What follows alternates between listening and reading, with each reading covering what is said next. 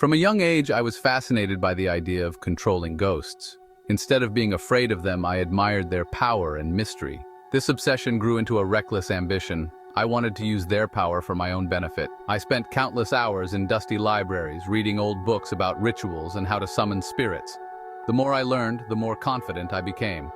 I finally decided it was time to try what I had read. I chose an old cemetery as my testing ground.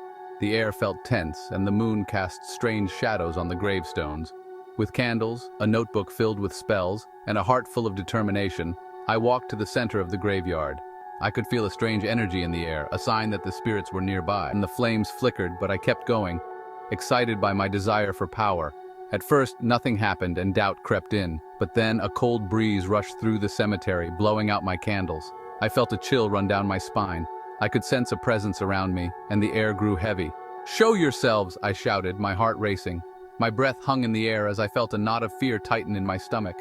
I had summoned them. I could feel their energy swirling around me.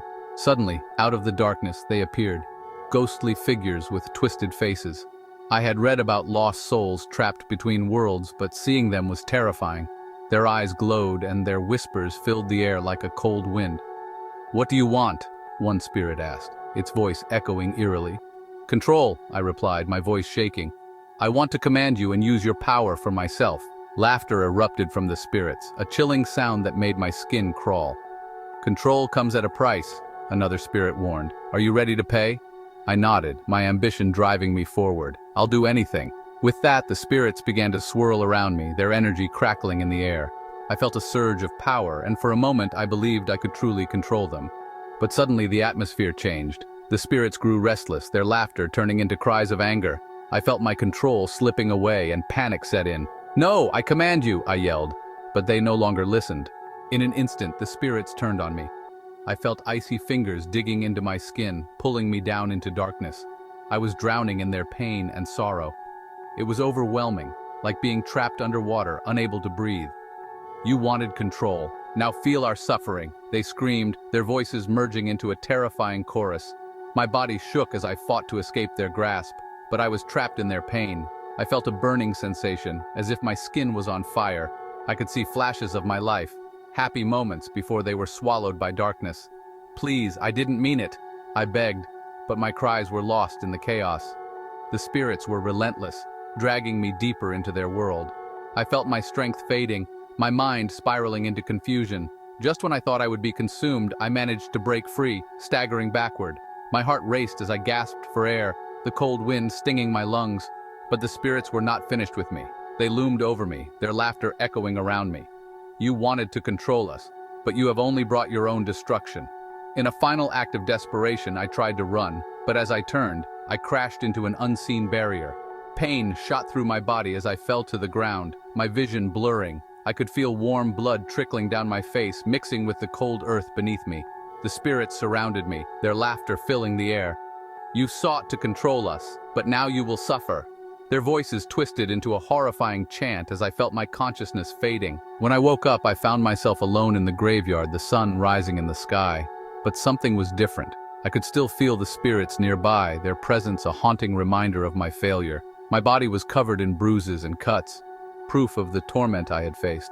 I stumbled to my feet, my heart heavy with regret. I had tried to control the spirits, to use their power for my own gain, but in my arrogance I had unleashed their anger.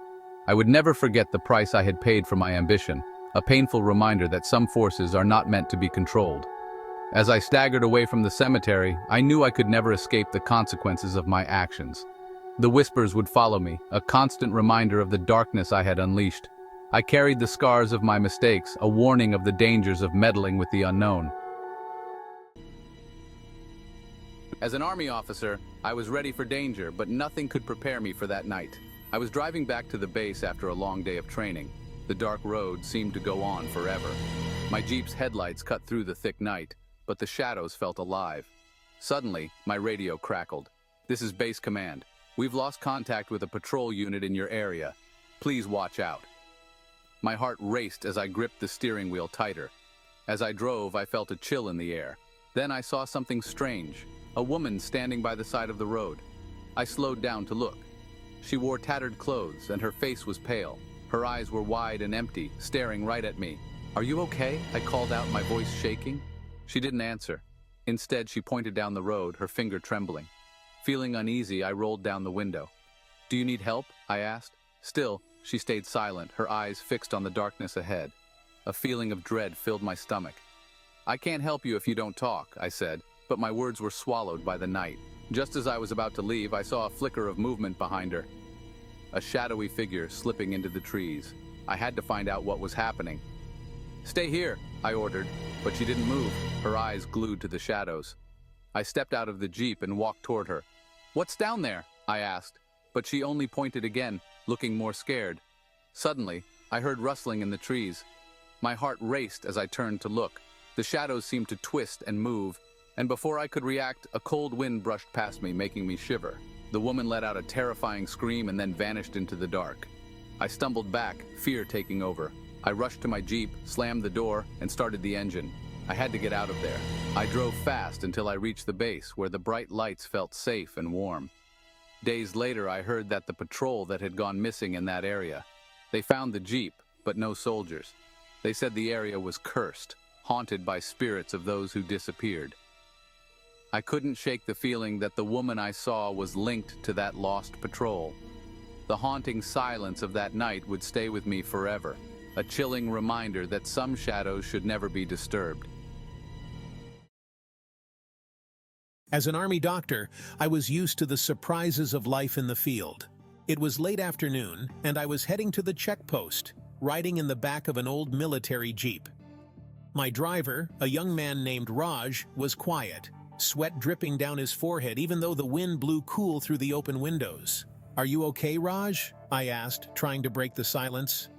He didn't answer, his eyes glued to the road, his knuckles white on the steering wheel. I leaned closer, worried. "Hey, talk to me. What's wrong?" I pushed, but he stayed silent, tension filling the air. Finally, after what felt like forever, Raj pointed outside the window and whispered, "Look!" Following his gaze, I turned my head, and my heart sank. There, just outside the road, a phantom creature was running alongside us. It looked strange and blurry, gliding easily through the trees, keeping pace with our Jeep. I couldn't see its face, but its eyes glowed like hot coals. "What is that?" I gasped, fear racing through me. Raj looked pale, his face filled with terror. I saw him trying to speak, but only a soft gasp came out. Suddenly, the air felt different. The creature came closer, its shape twisting into something frightening. I felt a strong sense of fear. "Drive faster!" I shouted, but just then, everything went black. I woke up in a bright white hospital room, the sound of machines beeping around me. Confused, I struggled to remember what had happened. A nurse came in, her eyes kind. "You're awake," she said softly. "You were in an accident." My heart raced. "What about Raj? Where is he?" I asked, panic rising in my chest. The nurse's face changed, and a chill ran down my back. "The crash wasn't fatal for you, but the driver, Raj, he died." "What do you mean?" "How?" I pressed, my mind flashing back to that creature outside the window. "They found the car turned over in a ravine," she explained, her voice calm but sad. "The reasons behind his death are strange." A knot formed in my stomach as I realized the truth. That phantom, whatever it was, had taken Raj from me. The hospital room felt colder, the shadows deeper, and I knew I would never forget the fear of that ride. The darkness had claimed one of us, and I feared this was just the beginning.